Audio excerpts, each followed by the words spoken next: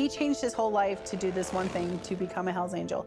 He moved his family. It affected everybody in his life. That was a huge decision for me to pack up, uproot my whole family. I've lived our whole lives in Milwaukee and move to another state. I mean,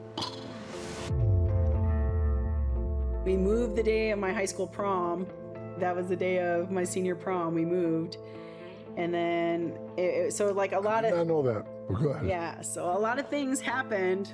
Everybody asked me, are you mad? Are you resentful towards your dad because your life changed a lot?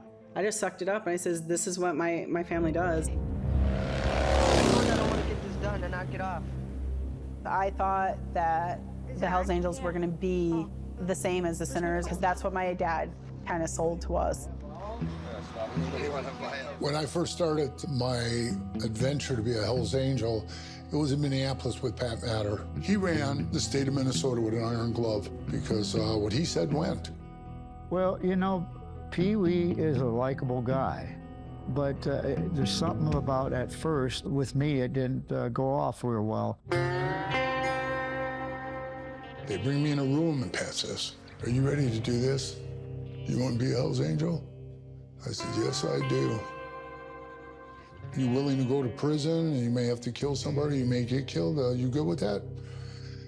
And I says, I'll do whatever I gotta do, man, you know? And I'm gonna be honest with you, I thought they were gonna ask me to whack somebody in Milwaukee, you know what I mean? And he lays it on me.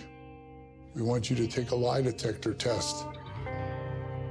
What the f did you just say? We was the only ones that was giving lie detector tests to our prospects, but what better way to find out if they was trying to harm the Hells Angels? If they failed that lie detector test, they was gone. Is your name Charles Goldsmith? Yes. Do you want to hurt the Hells Angels and their families in any way? No. Are you a cop? No.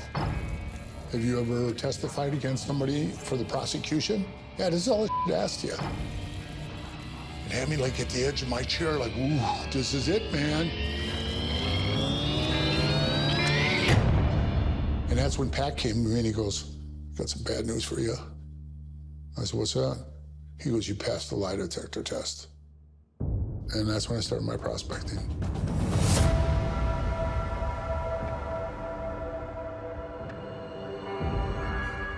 As a prospect, you do have to be on call 24/7 for the club.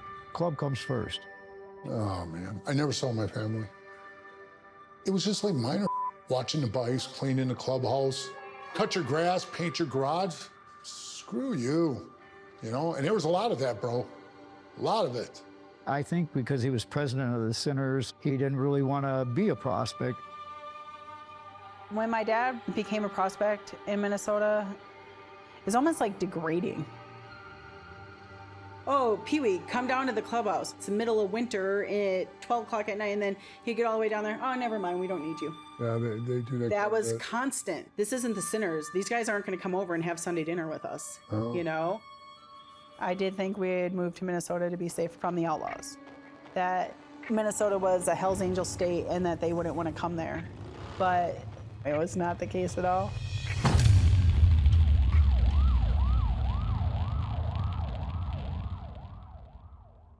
We kill people that we're at war with Hells Angels.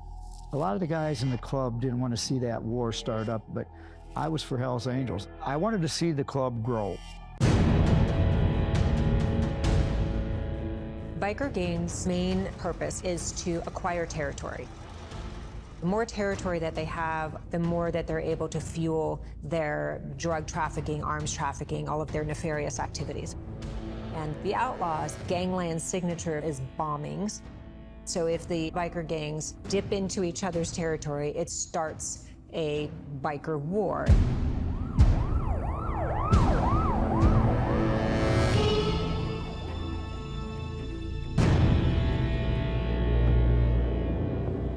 I remember my dad telling me, like, he put a broomstick with a mirror on it and was like, oh, look under your car. Look for what? I thought stuff was scary in Milwaukee, and bombs are a lot scarier. Man, the war was kicked up a huge step. I think I went to 3 funerals in the first year while I was prospecting. I guess I was doing it because I had that drive. Like everything I'd done in my life, I had the drive to do it. I had to do it. It changed me. I think my whole family could see it. I took the kids up to the cabins just to get them out of town with me, to let the situation calm itself down. We just left. We just got on the road and left.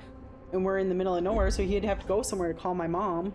I mean, it was a lot of tension. And my brother was really young. That's all he freaked out about was like, where's my mom? Where's Mama's boy. Stop it. I'm thinking, I'm not gonna let these outlaws run me out of town.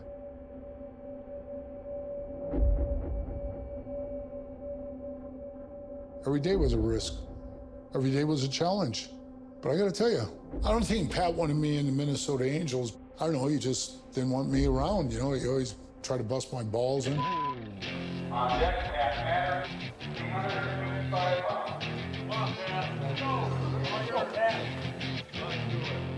Pat, he worked out. I knew those guys were doing roids and they're going to the gym because he would have his mood swings. PeeWee liked to talk. He was always bull. I mean, by bull talking to people, and when he should have been doing things, other things, maybe. It's all bull. It's all bull. I think he felt endangered by me. Pat's really short, 5'4", 5'5", 5'6". I don't know that PeeWee's size had anything to do with it, but I did think he talked too much. Pat said, I don't want PeeWee in a club.